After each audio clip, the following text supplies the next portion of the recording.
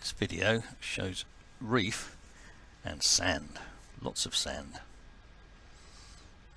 It was recorded on a sea search dive. That was my buddy, and this is the start of the dive, and we're heading eastwards along the edge of the reef at the east end of the bay, which the reef runs across the whole of the mouth of the bay and basically protects it from open fetch to the south and southwest.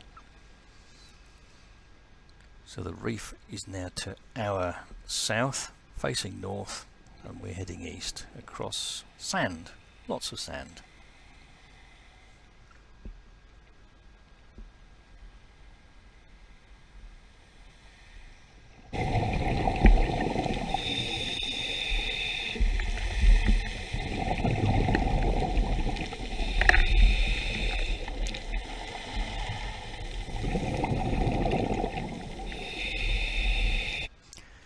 Here's a single seagrass plant. Is it a chance blow-in? Will it survive the winter? Is it the start of a new bed? No idea. That previous burst of sound recorded by the GoPro, in amongst the diver's bubbles, you should have been able to pick up the sound of surf.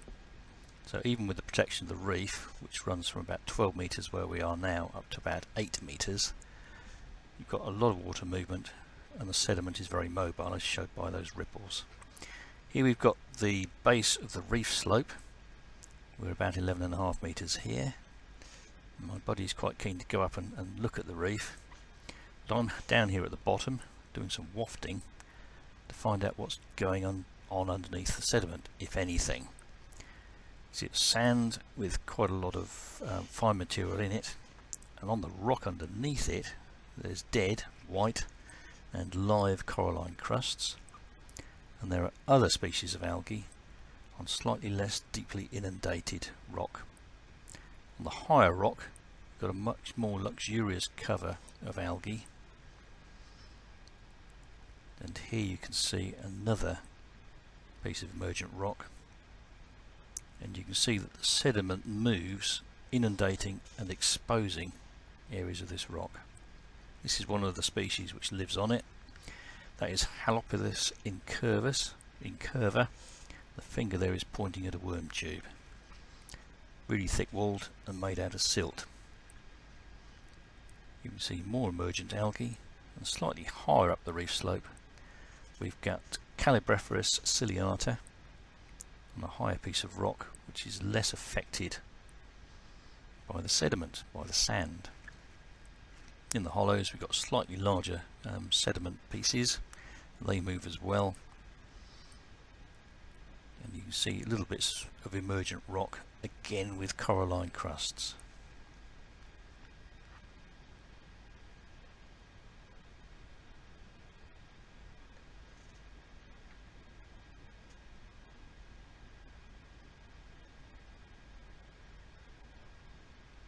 The species of algae that you can see in this area are different from that on the top of the reef. That's partly due to the sediment influences, the sand which washes in and washes out, and also light levels.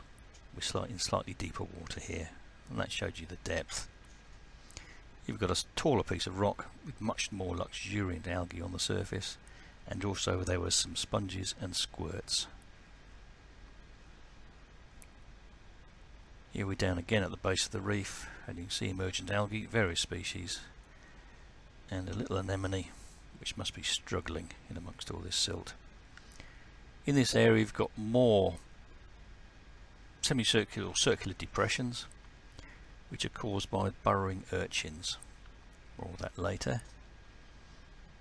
And here we see the diver being distracted by juvenile red mullet. And here we see more of those circular depressions. This patch of sediment is in between a line of emergent reef which parallels the main reef and lies off it to the north. Sediment looks to be of similar composition to the area of deeper sediment outside it. We can see that on the left here, but the area to the right is possibly more stable. The big brown alga is known as it's called Halidrys siliquosa, often known as sea oak, but to my mind it looks nothing like oak. I call it podweed, which is an alternative name, and this is one of the heart urchins that I dug up during the dive, and they always bury themselves again very quickly. This is again at the reef base, and you can see an area of rock here which is fairly deeply inundated in sediment, with different species of algae, including Cladostifus, than you will find on the top of the reef. Bit of wafting happening here to show that there's quite a thick amount of fine silt on the surfaces, and this is looking at various algae, and they were sampled and taken away for identification.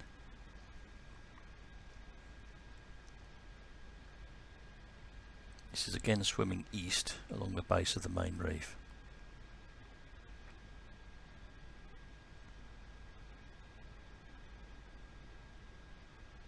Bit of investigation here, what is going on under the sediment, and this shows that the hard surface which Veneer species require doesn't have to be bedrock reef. This is obviously a pebble, and there's coralline crusts on that, Cladostifus in the foreground, and to the left is on Feltia plicata, black scourweed. And black scourweed is extremely tolerant of sediment. Here we see a view up the slope of the main reef, with emergent rock on the right, deeper sediment on the left, and again on the right. Here's a still with slightly better colour balance, showing the same thing, and you can also see juvenile red mullet like this one here. There were a lot of these on this dive, and they were nice to see.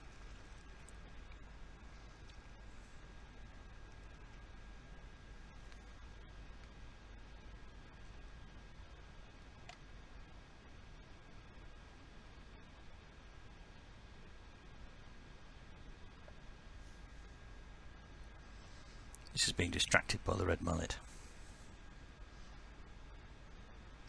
On the right you can see another piece of emergent rock, and that's got coralline crusts, and on the top of the coralline crusts you've got red algae, so red algal crusts.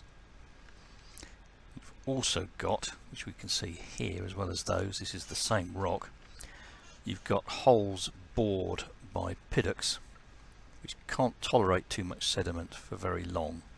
They've got very short siphons, so this suggests that this rock has been more clear of sediment for longer periods in the past. And this is further over to the west, which is the base of the reef, with mobile sediment and a band of scour. Can't quite see with the colour balance as it is, but there's a lot of pink crusts on that. You get higher up, the horizontals have thinner sediment, and the verticals have more algae of different species. And the algae gets more luxuriant the higher up you go away from the main area of sediment. This is that area at the base of the main reef with the fringing reef on the left. This is the area with the burrowing urchins. So what have we got here? How many biotopes? Difficult to say really. Depends how long you spend and how closely you examine it, and how long you want to spend on writing it up with a sea search form.